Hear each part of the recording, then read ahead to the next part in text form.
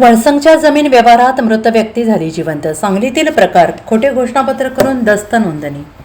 मौजे वळसंग तालुका जत येथील जमीन खरेदी दस्ताच्या घोषणापत्रामध्ये मृत व्यक्ती जिवंत असल्याचा खोटा उल्लेख करून शासनाची फसवणूक केल्याप्रकरणी जत पोलीस ठाण्यात एकावर गुन्हा दाखल करण्यात आलेला आहे.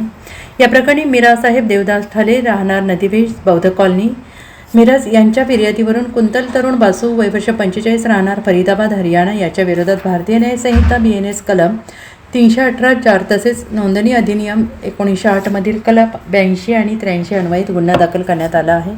पोलिसांनी दिलेल्या माहितीनुसार 13 मार्च 2025 रोजी जत येथील दुय्यम निबंधक कार्यालयात RRB एनर्जी कंपनीच्या नावावरील मौजे वळसंग येथील जमीन गट क्रमांक 692 आणि 693 दस्त क्रमांक 1596/2025, 1597/2025, 1598/2025 द्वारे विविध व्यक्तींच्या नावे खरेदी खत नोंदवण्यात आलं. मात्र जमिनीचे मूळ मालक श्रीकांत तुकाराम साळे राहणार सांगोळा जिल्हा सोलापूर यांनी या घोषणापत्राबाबत आक्षेप घेत तक्रार केली. घोषणापत्रात वारसांपैकी कोणतीही व्यक्ती मयत नसल्याचा करण्यात आलेला उल्लेख खोटा असून प्रत्यक्षात एक व्यक्ती मयत असूनही ती जिवंत असल्याचं दाखवून शासनाची दिशाभूल आणि फसवणूक केल्याचं तक्रारीत नमूद करण्यात आलेलं आहे. या तक्रारीची पडताळणी केल्यानंतर जत पोलिसांनी संबंधितांवर गुन्हा नोंदवला आहे.